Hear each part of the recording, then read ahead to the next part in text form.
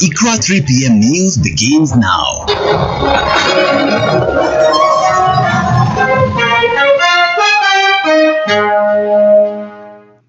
Assalamu alaikum wa rahmatullahi wa barakatuh. It is 3 p.m. Thank you so much for joining us this afternoon. Welcome to Ikra News. My name is Ramla Abdi. President William Ruto says he is ready for talks with Chief Justice Martha Koome to address alleged corruptions in the judiciary. He has, however, said the discussion will involve the leadership of the three arms of government. He said regardless of where the vice exists in the government, it has continued to delay, derail and sabotage the progress and the potential of the country. The head of state noted that they are committed to fully addressing the problem, which he said has continued to affect potential of the country. He argued that the nation has continued to lag because of poor leadership, bad governance and corruption. National Assembly Majority Leader Kimani Ichung'wah, on his part, told CJ Koome to fast-track the hearing and determination of all pending cases involving judicial offices.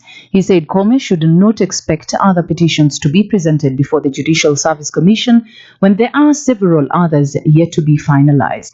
He also told the Commission to avoid being in a rush to defend the judges without first hearing the cases presented before it. Hakuna haja ya mahakama kufanya mazungumzo na Ruto. Amesema jana anataka mazungumzo na nimekubali mambo ya kuzungumza. Nilisema mwenyewe tarehe 2 tunahitaji mjadala kwa mambo ya ufisadi Kenya. Lazima tupigane na ufisadi kwa vyovyote, na hatuwezi kukubali ufisadi ihujumu maendeleo ya taifa letu la Kenya. Kenya hii imekwama siku nyingi kwa sababu ya uzembe ya uongozi, kwa sababu ya wakora na matapeli ambao hawataki tubadilishe Kenya, na kwa sababu ya ufisadi. Meanwhile, Azimio leader Raila Odinga has warned Chief Justice Martha Koome, holding talks with President William Ruto, saying that the move will mark the beginning of the judiciary getting compromised.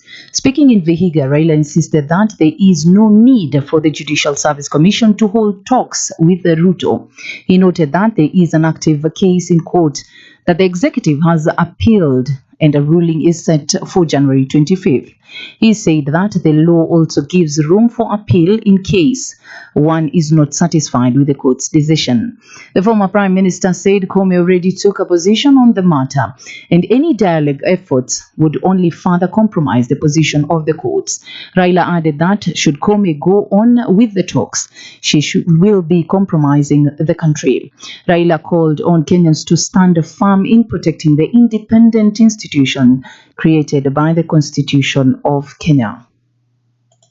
Hakuna haja ya mahakama kufanya mazungumzo na Ruto. Mahakama imesema kwamba kama wewe ukubaliane na uamuzi wa mahakama, wewe fanya kata rufaa. There's no need for dialogue. If I have a case in a court, I don't need to go and negotiate with the judges. There's no need for negotiations. Either I am right or I'm wrong. But if you want to compromise the judiciary and negotiate with the executive, then we are saying you are yourself going to compromise the country. Koome called for talks between the Judicial Service Commission and the President over his recent claims on judicial officers working in cahoots to frustrate his projects. And elsewhere, a case challenging the new National Social Security Fund NSSF deductions that are to take effect next month has been filed at the Milimani Law Courts. City lawyer John Mainandengwa says that the economic outcome of the said implementation will impact negatively on the economy of Kenya because more employers will have to declare their workers redundant due to the increased running cost of maintaining their employees. He now wants the court to certify the matter as urgent and issue a temporary order restraining the board of NSSF from implementing the contribution rates for 2024. The new rates indicate that the lower earning limit, or the amount that is considered the lowest pensionable salary, has been raised to 7,000 shillings, up from the current 6,000 shillings. This category of employees will now contribute 420 from the current 360. Subsequently, the upper earning limit has now been hiked to 29,000 Kenya shillings from the current 18,000, meaning that most workers will contribute 1,740 up from 1,080 Kenya shillings. Each contribution will be matched by the employer, as has always been the case. And in other stories, the Office of the Director of Public Prosecution, ODPP, has approved the prosecution of 95 suspects linked to the Shakahola Forest massacre, including cult leader Paul Mackenzie. The move follows the completion of investigations into the death of over 400 followers of the Good News International Church that was run by Mackenzie.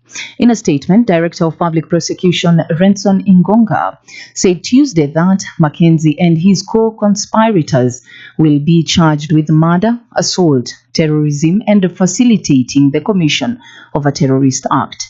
The controversial televangelist, whose case has dragged for close to a year, will also be charged with child torture. Mackenzie is already serving time in jail for distributing films without license. The DPP directed that the suspects be presented before the High Court and a subordinate court. In the regards to the murder charges, the DPP said Mackenzie and other suspects contravened Section 203 as read with Section 204 of the Penal Code. And the Kenya Union of Post-Primary Education Teachers, KUPPET, has withdrawn its members from a school in Kakamega where parents forcibly ejected the principal. Union's branch chairperson Johnston Wabuti said teachers will not work at the school until they are assured of their security. He spoke when he led other officials in a peaceful protest march to the Mumias East Sub-County Commissioner's office to present a petition. Union's National Secretary General Akelo Misori also supported the move to withdraw their members in places where security is not guaranteed. St. Gabriel Isongo Secondary School David Wafula and the school's Director of Education found himself in unfamiliar territory last Thursday after the parents evicted him from the school. In the video that had been doing rounds on the internet, Wafula was seen being escorted out of the premises of residents as the residents, or rather, carried leaves and banners. Parents teamed up with border operators to forcibly eject the principal, accusing him of posting poor results since he took over the school. And Governor Simba Arati has now questioned why South Mugirango MP is not being questioned by authorities in his alleged involvement in the chaos. Osoro, who doubles as the National Assembly Majority Whip, has been fronted by Arati as the main instigator of violence in the county, which has been witnessing in a series of public gatherings held by the governor. Arati argued that police authorities are always swift to apprehend leaders who engage in disruptive acts, but Osoro has not been summoned by anyone despite the apparent rowdiness he has exhibited. He, however, fingered the national government for remaining mum on the incident, which he says ought to have prompted an address from President William Ruto. Arati believes that the government has a hand in the fracas, arguing that it has fueled the chaos to frustrate his leadership in Kisii. He, however, has asserted that he still has a cooperative relationship with President William Ruto, but whatever they discuss has always been adulterated by individuals who oppose him. The Kisii County boss intimated that the chaos stemmed from his move to deny a few individuals non-existent tenders to engage in graft. He, however, did not name the said individuals. On to the international news.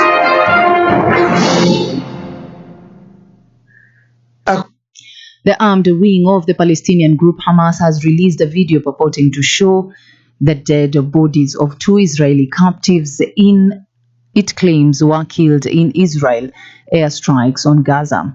The video released by the Qassam brigades shows three Israeli captives speaking to the camera, likely under duress. In the first part of the unverified video, a female captive identified by Israeli media as Noah, who is 26 years old, and two male captives urge Prime Minister Benjamin Netanyahu to end the assault on Gaza. In a statement released with the video, the Qassam brigades said the two men were killed in the Zionist army bombing. Israeli military spokesperson Daniel Hagari identified hostages as one of the men in the latest Hamas video, but did not give the name or other details about the second person as per the family's request. Hamas had previously released another video on Sunday showing the three captives alive. And now you're up to date on Ikra News at 11 minutes past 3. For more on this and other stories, do join us at 6 p.m. for another bulletin in Swahili. My name is Ramla Abdi. Enjoy the rest of your afternoon.